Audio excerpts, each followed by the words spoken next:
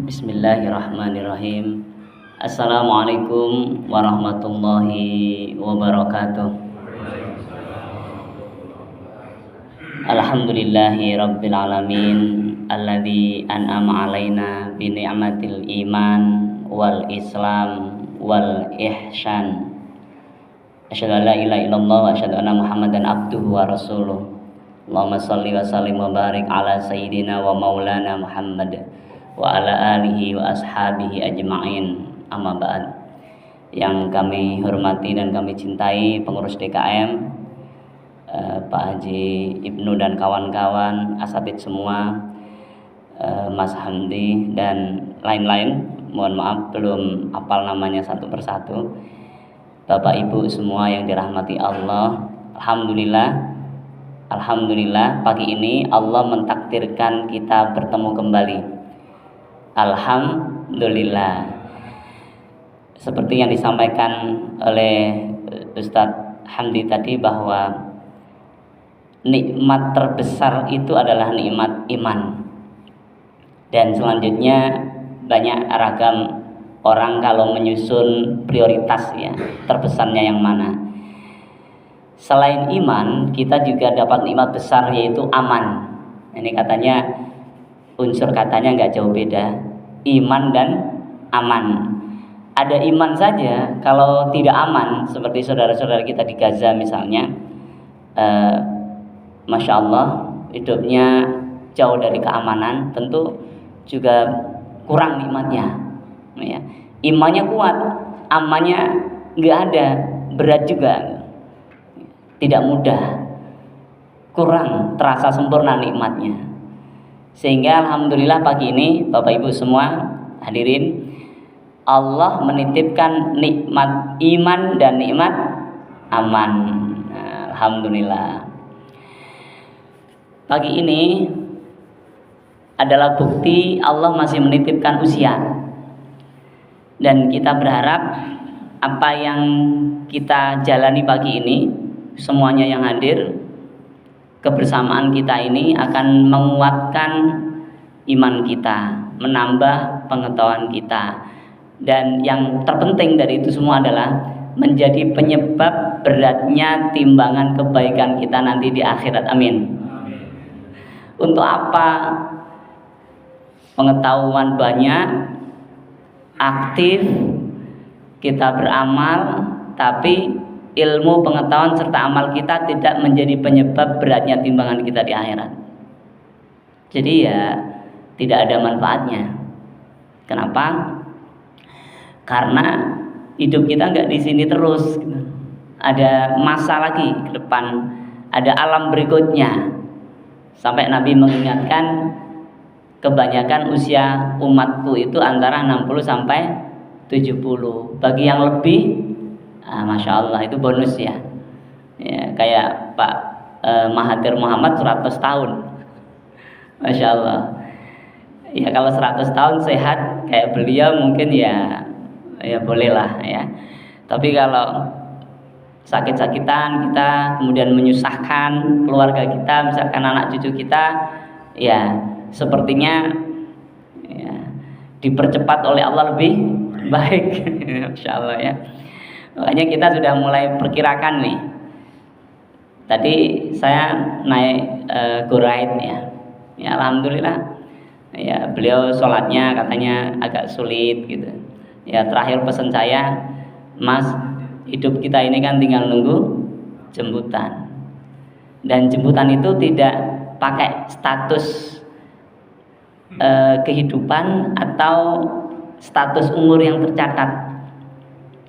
Umur yang tercatat mungkin beliau masih, tadi sampaikan saya 27 tahun.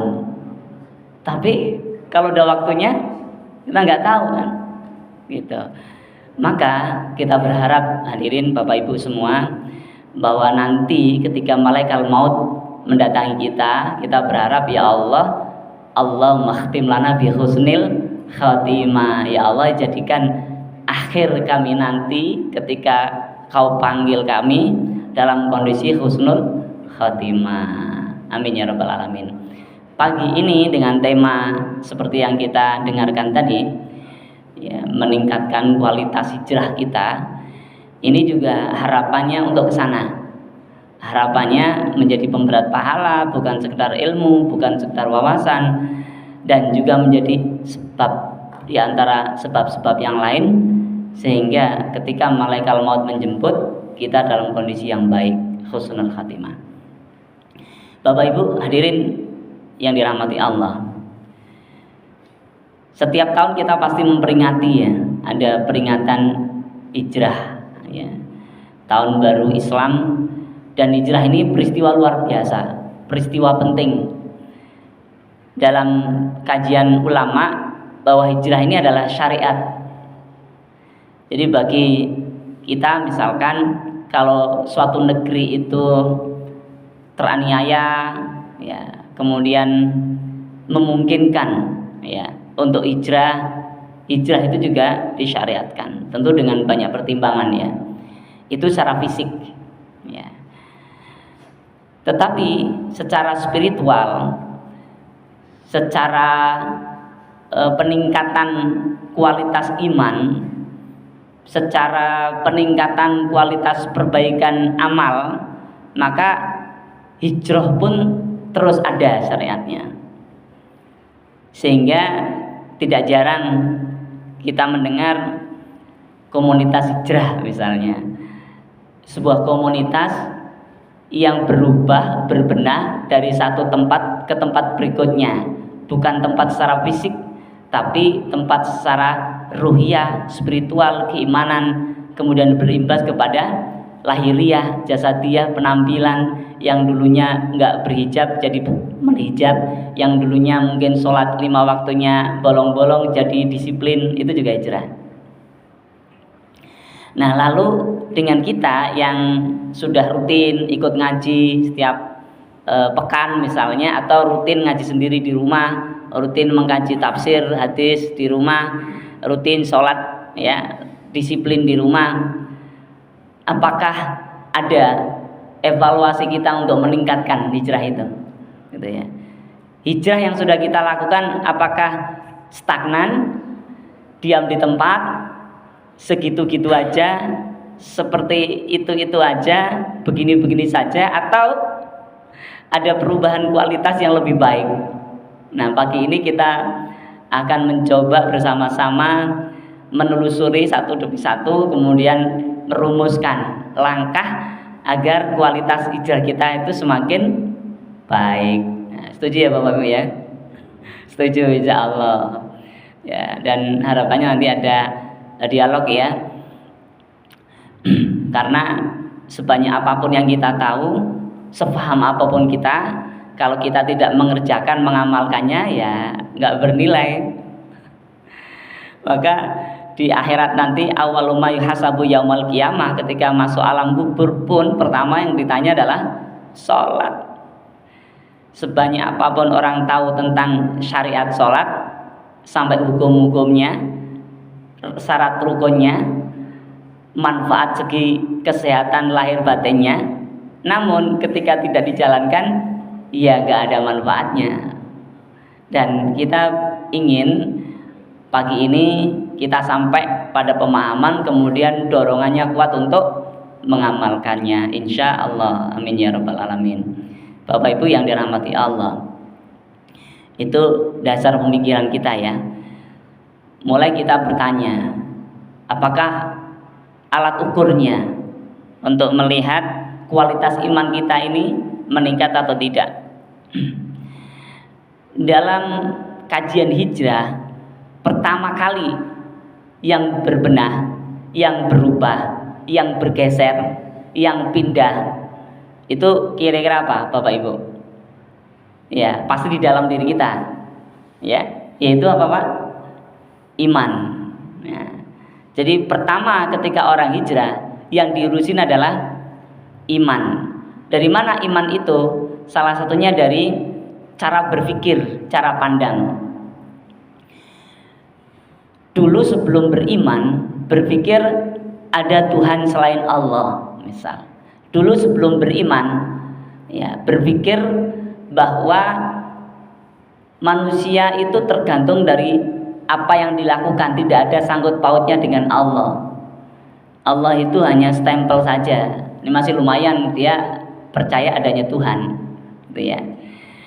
Dulu sebelum beriman atau sebelum hijrah nih, ya, pemikirannya dari kapitalisme semua serba dianggap hebat kalau nilai kapitalnya kuat, ya, berubah menjadi Islamisme, sebuah kepasrahan, sebuah ketundukan. Nah, itu perubahan, itu hijrah. Nah, ini hijrah dari zulumat, dari kekufuran menjadi keimanan. Itu pertama kali.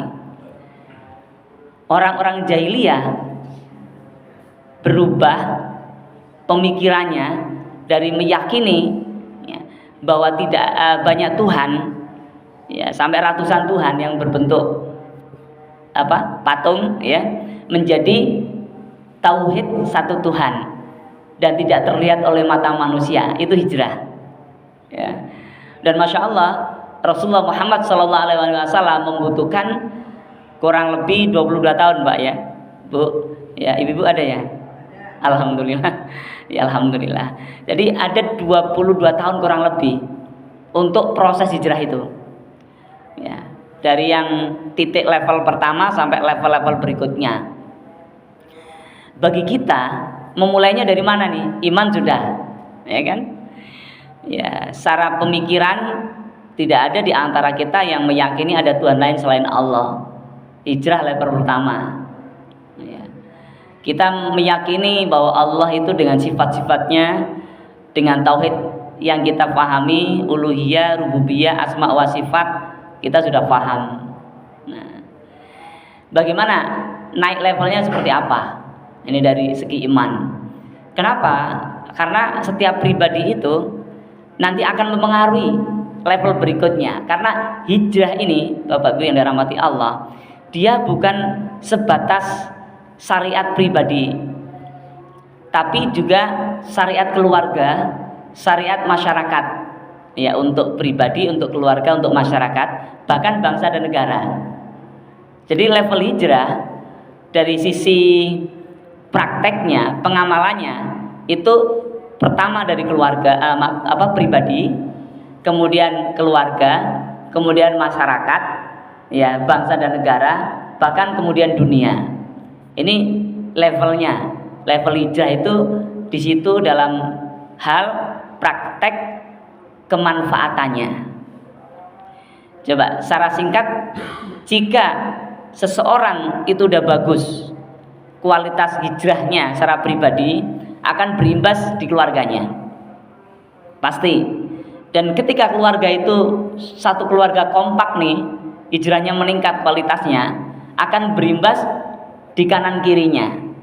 Kalau banyak keluarga yang kualitasnya meningkat semua rata-rata, akan berimbas pada komunitas yang lebih besar, RT, RW, ya, desa, kota, ya, bahkan bangsa, negara.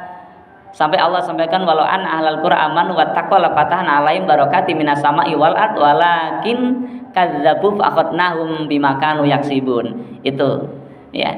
Jadi andai saja suatu penduduk negeri itu beriman dan bertakwa kepada Allah, pasti akan Allah bukakan rahmatnya Allah, berkahnya Allah dari langit dan bumi. Namun jika mereka mendustakan, ya, fa akhadnahum bima kanu yaksibun, maka Allah akan timpakan siksa akibat perbuatan mereka. Gitu, masya Allah. Nah, perbuatan orang yang tidak hijrah atau yang kualitas hijrahnya masih level bawah itu selalu merusak, ya, padahal perintah Allah wala tufsidu fil ard, jangan bikin kerusakan di muka bumi. Inilah pentingnya hijrah, Bapak Ibu. Jadi masya Allah, dan itu terlihat dalam praktek kehidupan Nabi yang kita kenal dengan sirah nabawiyah, ya, sejarah Nabi bagaimana melaksanakan hijrah itu dari pikiran, ya, kemudian berimbas kepada keimanan. Maka iman seorang muslim itu adalah iman yang terkoneksi dengan logika. Ini yang berbeda dengan, mohon maaf, mungkin agama lain. Jadi dalam Islam, iman yang dititipkan oleh Allah kepada kita masing-masing ini adalah iman yang terkoneksi dengan logika berpikir. Makanya banyak sekali ayat dalam Al-Quran, afala ta'qilun, apa kamu nggak pakai akal, afala tadzakkarun, apa kamu nggak mengambil pelajaran, dan lain-lainnya. Nah ini ya, jadi kalau kemudian kita lihat manfaat praktek atau manfaat kualitas hijrah yang meningkat, itu akan berimbas kepada pribadi, keluarga, masyarakat, bangsa dan negara, bahkan dunia. Nah, Bapak Ibu yang dirahmati Allah, kita mulai dari pribadi dulu. Ya, hari ini, pagi ini kita fokus di pribadi dulu. Kita tidak bicara hijrah secara keluarga atau masyarakat, ya nanti ada babnya sendiri. Masalah yang pertama ini masalah pribadi, masalah iman itu Masya Allah berimbas banget, penting banget tuh ya, karena di situ sumbernya ya. Oke, Bapak Ibu yang dirahmati Allah, sholat sudah kita, baca Quran sudah, ibadah-ibadah mahdoh lainnya sudah, berbuat baik sudah ya. Sekarang kita ingin tingkatkan kualitasnya seperti apa? Oke, yang pertama sekarang, sudahkah kita setiap hari itu merasa bersama Allah? Kalau dalam kajian Islam namanya ma'iyatullah ya, ma'iyatullah. Jadi sehari-hari kita ya, kalau dipersingkat, perkecil lagi, sejam-jam kita, semenit-menit kita, atau sedetik-detik yang kita alami, bahkan seseperkian ribu detik yang mungkin ada, kalau ada hitungannya, itu sudah ma'iyatullah, sudah selalu bersama dengan Allah. Kalau sudah, kualitas kita akan lebih baik. Bagaimana kalau belum tandanya? Biasanya tandanya itu gampang sekali. Waktu misalkan kita lagi ada masalah, tiba-tiba kita lupa pada Allah. Berarti nggak selalu ma'iyatullah. Ketika kita dapat musibah ya, baik itu fisik maupun mental ya, kemudian kita jadi lupa pada Allah. Di mana titik buktinya? Dari sikap, dari penyikapan. Nah, kalau sikapnya sudah baik, berarti kualitasnya semakin baik. Ada orang ketika dimarahin orang lain atau dimaki-maki orang lain, kemudian langsung temperaturnya naik, dia membalas makian dengan makian, cacian dengan cacian, dia lupa pada Allah. Dia tidak ma'iyatullah.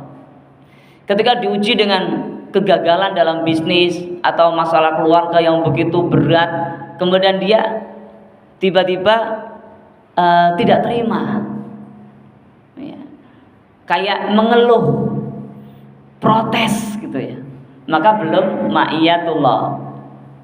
Apalagi Pak kira-kira. Nah, Allah hanya disempitkan di ruang-ruang privat, ruang-ruang privat sendiri, mungkin di mihrab-mihrabnya di rumah ya. Makanya kalau sholat sunnah kita disunahkan di rumah gitu ya, ya disunahkan. Nanti sholat sunnah lagi di masjid boleh ya, tapi di rumah harus dipakai untuk sholat ya. Nah itu ruang-ruang privat. Kemudian diperluas sedikit di masjid, di majelis-majelis taklim itu Allah ada, bersama Allah. Kalau kita di sini rasanya bersama Allah, tapi manakala keluar dari masjid, masuk ke tempat-tempat kerja kita masing-masing, ke pasar, ke urusan RT, urusan RW, urusan pemerintahan, urusan apapun, dari sisi segi kehidupan apapun, kemudian kita lupa pada Allah ya. Kalau ingat pada Allah, tandanya gimana? Syariat selalu menjadi panduan, itu tandanya ya. Kalau ada musibah segera bangkit, mentalitasnya langsung terkonek, ada Allah yang menolong. Itu. Innallaha ma'ana, Allah bersama kita. Ya. Kalau lagi ketemu orang yang lebih rendah kepada kita, kemudian persepsi pikiran kita itu, ini orang kok begini sih? Nah, misalnya. Nah, itu belum terkoneksi pada ma'iyatullah. Belum dalam kondisi ma'iyatullah bersama dengan Allah. Nah tentu kita sendiri masing-masing Bapak Ibu ya, yang tahu kita sudah di posisi mana, sudah ma'iyatullah atau belum. Karena itu terkait dengan kualitas. Sehingga orang yang kualitas hijrahnya dari sisi keimanan itu semakin baik, dia selalu berada dalam kebersamaan dengan Allah. Masya Allah ya. Jadi apapun yang terjadi, dimanapun dia, bersama siapapun, dalam kondisi apapun, tidak pernah merasa jauh dari Allah. Dan ini ma'iyatullah itu rasa, perasaan kita, bukan de factonya ya, bukan kenyataannya.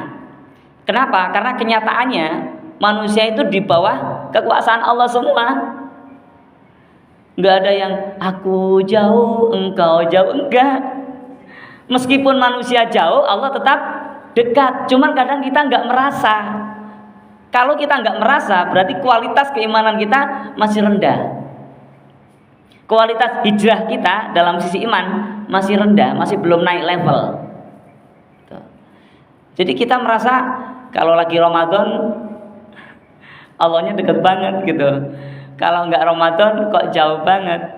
Itu perasaan kita menentukan kualitas hijrah kita. Sesungguhnya Allah tidak pernah jauh. Allah sampaikan, kalau ada hambaku bertanya tentangku, ya maka fa inni qarib, aku sesungguhnya dekat, aqrabu min hablil warid, lebih dekat dengan urat nadi. Gitu. Itu bukan posisi wujud, tapi posisi kuasa, posisi kekuasaan. Jadi Allah itu lebih menguasai diri kita daripada diri kita menguasai diri kita. Masya Allah. Nah, jadi itu nyatanya, kenyataannya.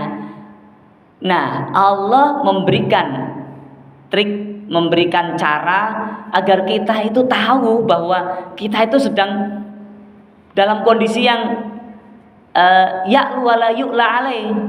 Kita ini dalam kondisi yang tinggi, posisi yang baik. Apa itu kondisi tinggi dan baik? Karena kita orang beriman. Nah, kita penting tingkatkan kualitas keimanan kita. Ya.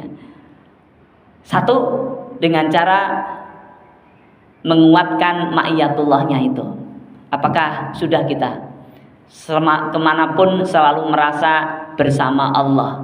Kalau dalam hadisnya ihsan, anta budallah ka'annaka tarau fa ilam takun tarau fa innahu yaraka. Beramal perbuatan beribadah seakan-akan melihat Allah, kalau nggak mampu seakan-akan diawasi oleh Allah atau Allah melihat kita. Nah, itu ma'iyatullah. Ingat peristiwa ketika Abu Bakar bersama Nabi dalam goa itu dikepung, Abu Bakar gemetaran. Apa kata Nabi? Dalam Al-Quran disampaikan, ya, la takhaf wa la tahzan innallaha ma'ana. Jangan takut, jangan sedih, Allah bersama kita. Jadi itu ma'iyatullah. Jadi kalau iman kita sudah begitu kondisinya, berarti tingkat kualitas hijrah dalam sisi iman kita sudah naik level. Nah, itu ukurannya, Bapak Ibu. Berikutnya, ukurannya dulu, ya. Nanti baru langkahnya apa. Kalau sudah ma'iyatullah, ya, lalu sudahkah kita ringan berkorban? Nah, ini kualitas hijrah kita ya. Sudahkah kita ringan berkorban? Jadi berkorban itu sedekah juga nggak ragu, wakaf nggak ragu, beramal nggak ragu, baca Quran nggak ragu, bantu orang nggak ragu, menyikapi orang bodoh nggak ragu, ya, dihina, dicaci, dimaki nggak ragu. Kalau kita diem, Allah akan muliakan kita, nggak ragu. Itu korban, ya, berkorban ya. Ya. Secara mental kadang-kadang kita menyikapi orang yang, mohon maaf, nggak paham-paham atau seringkali dibilang orang ya awam atau orang jahil gitu ya, misalnya. Kadang perlu kesabaran karena kita nggak sabar gitu, sehingga muncul kata-kata yang didengarkan orang lain aja, pihak ketiga, itu nggak baik. Kamu gitu aja nggak tahu sih. Nah, itu bukti kita belum mampu berkorban dalam perasaan kita itu. Kita belum mampu kontrol gitu. Berarti kualitas kita dalam sisi pengorbanan yang muaranya pada dorongan iman itu masih perlu ditingkatkan. Ya, atau kalau bersedekah li ajli itu untuk selain Allah, li ajli apa mal, bersedekah untuk ditambah harta, berarti li ajli itu untuk hartanya, untuk peningkatan hartanya. Karena dalam teori-teori barat itu sudah lama diyakini orang yang berbagi akan diberi sama Tuhan, atau akan diberi bagian dia akan kembali gitu. Itu keyakinan orang yang nggak bertuhan pun mereka yakin, ya, dari sisi humanity, bahwa orang yang berbagi itu nggak akan ada rugi. Tapi kualitasnya ketika kita beriman berbeda. Ya, mangkana yuridu harsal akhirat najid lahu fi harsi wa mangkana yuridu harsad dunya nuti minna wa malahu fil akhirati min nasib. Jadi berubah, kualitasnya naik, bahwa ketika seorang mukmin dia melakukan sesuatu, orientasinya harus ukhrawiyah, akhirat. Kenapa? Allah akan tambah, nazid lahu fi harsi. Ya, namun jika orang beriman, sudah iman, orientasinya masih dunia, ya, kalau nyumbang, kalau nggak disebut nama, kok aku nggak disebut sih? Gitu. Kalau membantu, kok aku nggak disebut sih? Ya, kok nggak diupload sih di medsos misalnya. Kalau panitia yang upload ya nggak apa-apa, tapi kalau kita ada permintaan, itu agak sulit ya untuk menata gitu. Nah, apakah kualitas kita sudah mampu ya meningkat dengan berkorban lillah, hanya untuk Allah ya. Oke. Pertama tentang apa tadi Pak? Ma'iyatullah, kemudian berkorban ya. Ini alat ukurnya. Nah, berikutnya, apakah kita sudah ya mencintai dengan totalitas orang-orang di sekitar kita? Ya, jadi kualitas iman itu ditentukan oleh cinta juga. Ya, kualitas hijrah kita dalam sisi iman ditentukan oleh cinta juga. Nabi pernah bersabda, la yu'minu ahadukum hatta yuhibba li akhihi ma yuhibbu li nafsihi. Kalau diterjemahkan yang mudah difahami ya, tidak dianggap imannya belum diterima gitu ya, ekstrimnya ya. Jika seseorang belum mampu mencintai orang di luar diri dia ini, di luar pribadi dia sendiri, seperti mencintai dirinya sendiri, pribadinya sendiri gitu. Ya, li akhihi itu maksudnya bukan sekedar seiman, tapi juga sesama makhluk ciptaan Allah. Kalau kita belum mampu mencintai orang lain tanpa syarat, kan ada Pak, Bu, orang cinta kalau kenapa aku cinta pada kamu? Kamu sedaerah dengan aku, ya kan? Kenapa aku cinta dengan kamu? Kamu selalu perhatian. Saat aku susah kamu mau perhatikan. Ya boleh, itu masih level yang dasar. Nah, kalau level mau meningkat, kita sudah ingin naikkan hijrah kita ini, kualitas hijrah kita dalam sisi iman adalah cintanya tanpa syarat. Tapi bagaimana mencintai? Dia membenci kita, cari 1000 alasan. Kalau belum bisa, cari 1.000.000 alasan. Belum mampu, jutaan lah alasan agar kita bisa mencintai dia. Dan alasan termudah menurut saya adalah dia makhluknya Allah. Paling mudah tuh. Jadi dia makhluknya Allah, dan Allah sangat mencintai dia. Kalau dia sekarang adalah pendosa, bergelimang dengan dosa, apakah kita tahu bahwa akhir dia akan berdosa terus? Bisa jadi dia lebih soleha daripada kita. Itu cara memahami paling mudah Pak. Nah, itu ya. Jadi sudahkah kita mencintai ya, sesama kita? Dan banyak lagi indikator-indikator yang kita bisa jadikan alat ukur ya. Oke, langkahnya seperti apa sekarang? Biar tidak terlalu lama nih langkahnya. Nah, sebelum langkah kita lihat dulu. Allah sampaikan dalam Al-Quran, walladzina amanu wa hajaru wa jahadu fi sabilillah walladzina awaw wa nasaru ulaika humul mu'minuna haqqan. Ya, Masya Allah. Jadi ini sampai ulaika humul mu'minuna haqqan. Ini Pak. Jadi orang yang beriman kemudian yang berhijrah Jadi iman level pertama misalnya, ya la ilaha illallah gitu ya, itu level pertama. Kemudian dia berhijrah, di levelnya dinaikkan dengan kualitas tadi, ya hajaru, dinaikkan lagi dengan apa? Wajahadu, dia mulai berjihad, ya berkorban. Ini semuanya terkait dengan hijrah, berkorban. Kemudian orang-orang yang awau wa nasaru, ya dia yang menolong orang lain, masya Allah. Apa Allah sampaikan dalam surat Al-Anfal ayat 74 itu, ulaika humul mu'minuna haqqa. Mereka itu orang beriman yang benar-benar. Ya, jadi ada orang beriman benar, ada orang beriman yang benar-benar, Pak. Gitu. Gitu. Jadi yang hijrahnya naik kualitasnya itu masuk pada mu'minuna haqqa, al-mu'minuna haqqa, orang yang beriman benar-benar. Ya.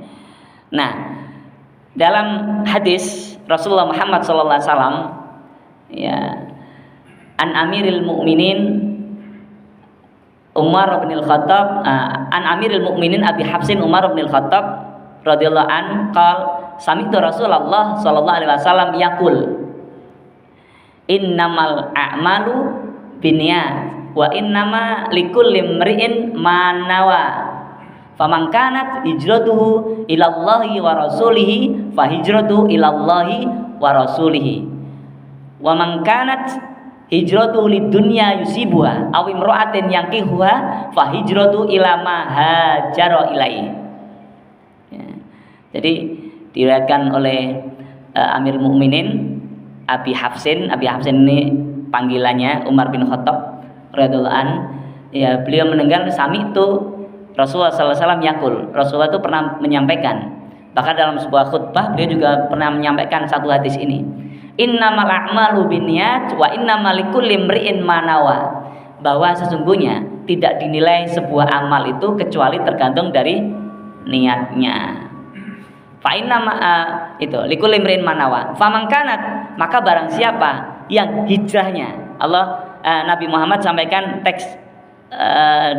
teksnya jelas, faman kanat hijratuhu, dan barang siapa atau siapa saja yang hijrahnya itu, pindah imannya itu, ya ilallahi wa rasuli, peningkatan kualitas imannya itu karena Allah dan Rasulnya, fa hijratu ilallahi wa rasuli, maka nyampe bahwa hijrahnya karena Allah dan Rasulnya.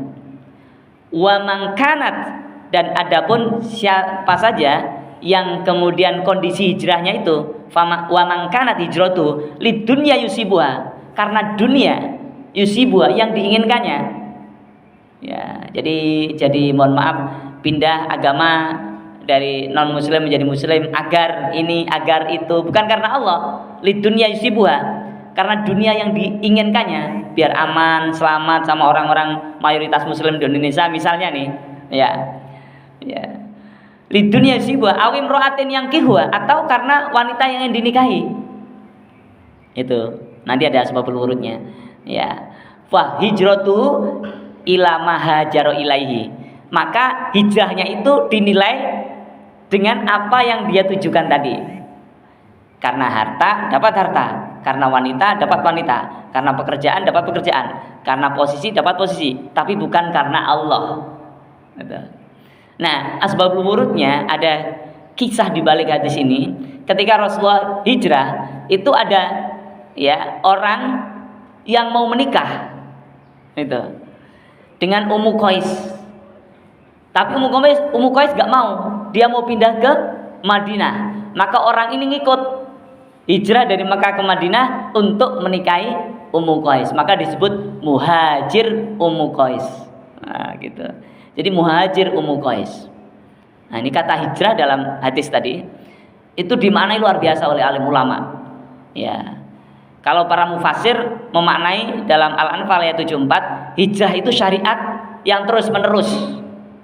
Berarti bagi kita yang sudah beriman, yang sudah melakukan amal soleh, terus-menerus apa? Pada kualitasnya yang sekarang kita bicarakan. Nah, dalam hadis hijrah itu menurut Imam Abu Daud yang meriwayatkan banyak hadis, beliau mengatakan hijrah yang dimaksud dalam hadis ini hampir-hampir seperti separuh agama.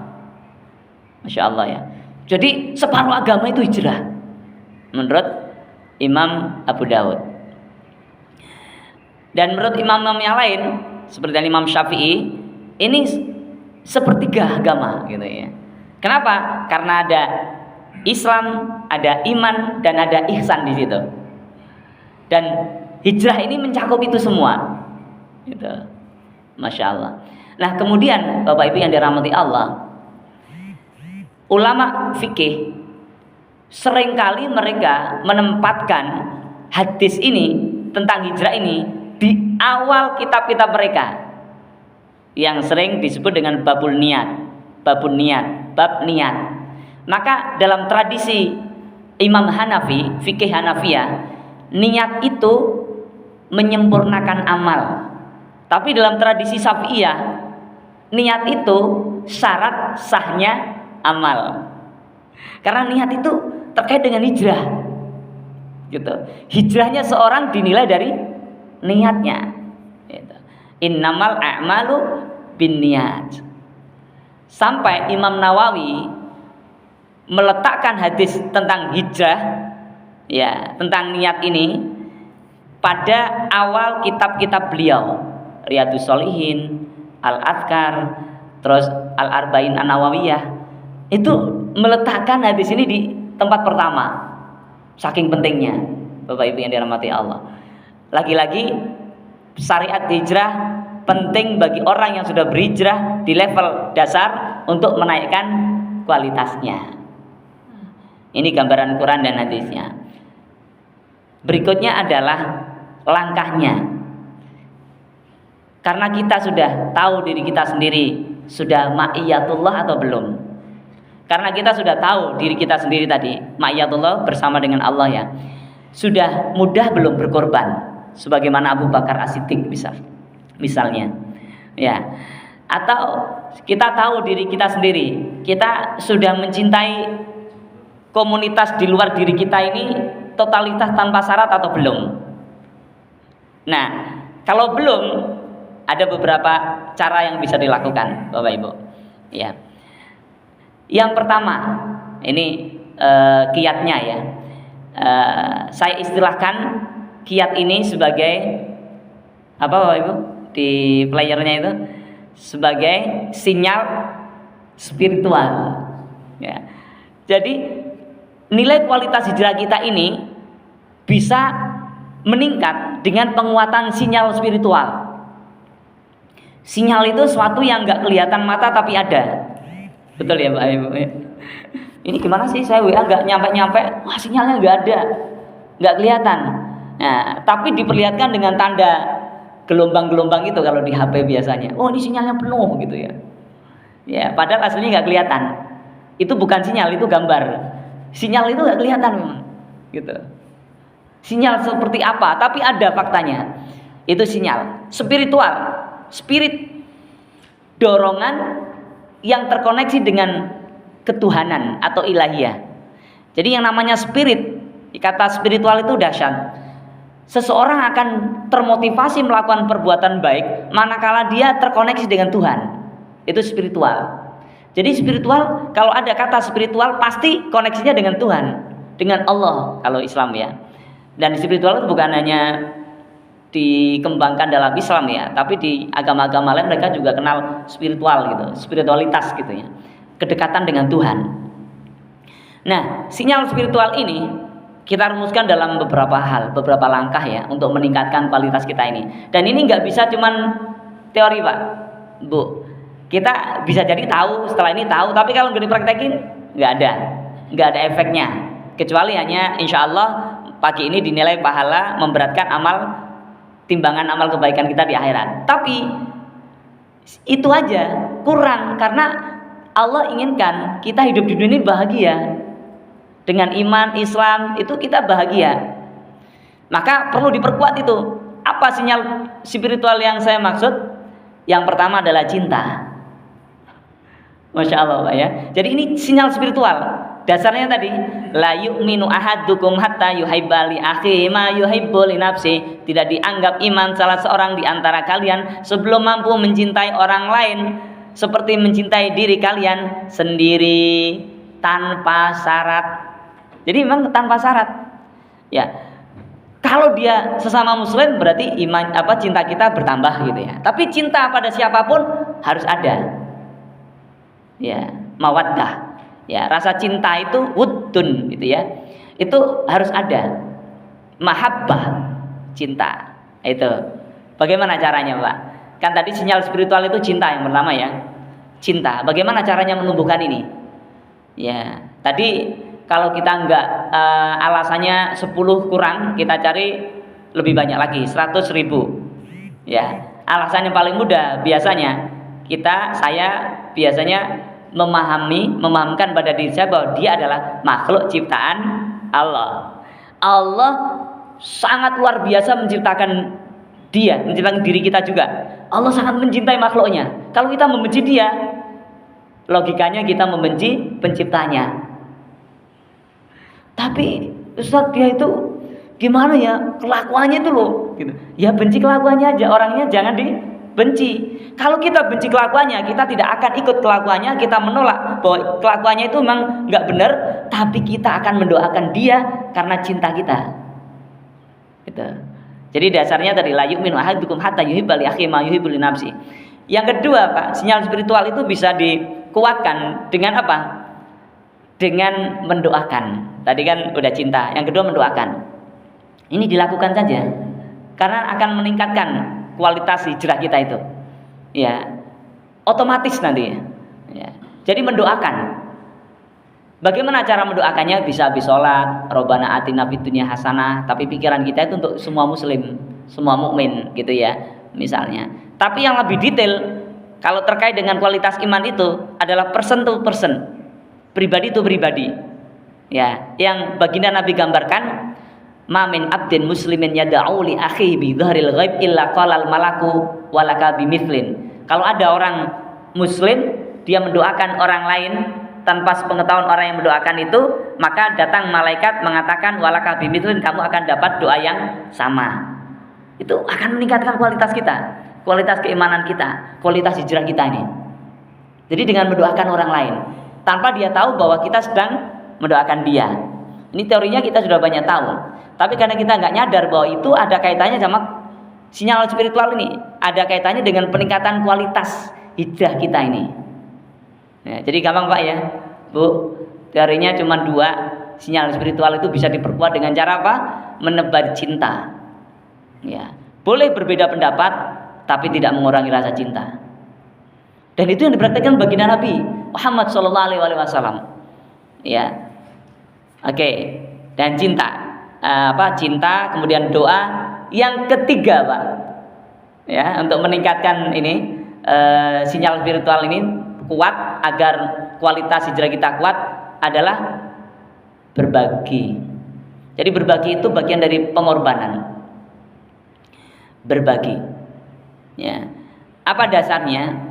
Ya, banyak sekali ya hadisnya. Tapi yang paling perlu kita ingat bagaimana ketika ada orang Yahudi, ingat ya Pak ya Bu, tua, sepuh, selalu meludahi Nabi, buang kotoran ketika Nabi lewat beberapa kali terus, Nabi nggak pernah bales, ya. Dan setelah itu terdengar sakit karena nggak diludahi lagi, nggak dilemparin kotoran lagi.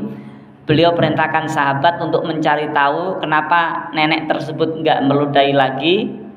Kalau kita kan mampus loh gitu ya. Ya, kalau beliau masa cari tahu, ternyata sakit. Coba, ini prakteknya. Ternyata sakit. Apa yang dilakukan Nabi? Nabi mencintai beliau tanpa syarat. Setelah mencintai beliau, beliau mendoakan. Ya, karena perintahnya dasarnya bahwa Nabi mendoakan kalau orang yang non muslim berarti didoakan agar dapat hidayah. Ya. Yang ketiga, beliau berkorban, berbagi.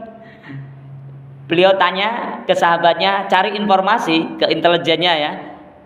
Dia sakit apa, terus makanan yang disukai apa. Sakit ini makanannya disukai ini. Beliau perintahkan kepada istri beliau, ya untuk membuat makanan yang disukai tersebut. Dibawa beliau sendiri dengan hanya seorang sahabat yang menemani.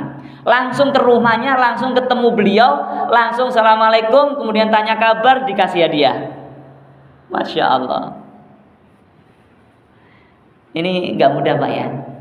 Tapi efeknya dahsyat. Nabi Muhammad nggak ngajak dia muslim. Nabi Muhammad nggak mengatakan masuk Islam dong enggak.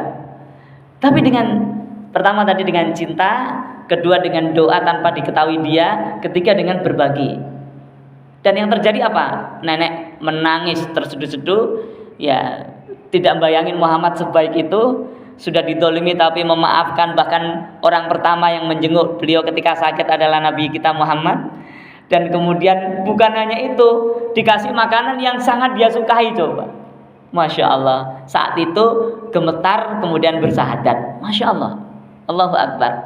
Jadi rupa-rupanya kualitas iman seorang yang hijrahnya dari hijrah dalam sisi keimanan ini meningkat kualitasnya itu menjadikan kanan kirinya ikut tersibegoh, ikut tercerahkan gitu, kena sinyalnya Pak, kena pendaranya gitu, jadi berkah gitu. Masya Allah. Itu Bapak Ibu yang dirahmati Allah ya. Perkuat sinyal spiritual kita dengan cara pertama mencintai tanpa syarat, ya. Terus cari berbagai macam alasan untuk mencintai dia, meskipun dia benci kita, meskipun kita nggak setuju dengan pendapatnya, gitu. Yang kedua apa tadi? Mendoakan tanpa sepengetahuan dia. Dan itu cepat sekali Pak. Dalam hati kita itu kita bisa berdoa. Ketika kita sedang ngobrol begini aja, hati kita berdoa bisa kok. Betul Pak ya Bu ya? Bisa kok. Kita bisa berdoa dalam hati kita ini. Nggak terucap, tapi hati kita itu qomat kamit. Ya Allah, akhirkan kami husnul khatimah. Ya Allah pertemukan kalau sekarang pagi ini di Masjid Al-Muharram ini, nanti di akhirat ketemukan di surgamu ya Allah. Di hati kita itu bisa Pak Bu. Tanpa harus muncul, karena kan nanti belibet tuh ngomong ini, tiba-tiba ngomong doa itu ngomong nggak jelas ya, nanti dikira orang malah error kita, gitu. Tapi dalam hati kita bisa mendoakan. Makanya kalau ketemu orang itu sasaran doa kita Pak, Bu. Ketemu orang meskipun nyebelin dia sasaran doa kita. Semakin nyebelin berarti semakin manjur gitu ya. Gitu Masya Allah. Karena itu akan menunjukkan Pak, lah mencintai orang baik mah lumrah. Tapi mencintai orang yang nggak baik, yang nyebelin, yang rese, itu luar biasa. Dan kalau kita mampu, sinyal spiritual kita dahsyat. Pertama cinta, kedua mendoakan tanpa sepengetahuan dia, ketiga berbagi. Masya Allah. Jazakumullah. Billahi taufiq wal hidayah. Assalamualaikum warahmatullahi wabarakatuh.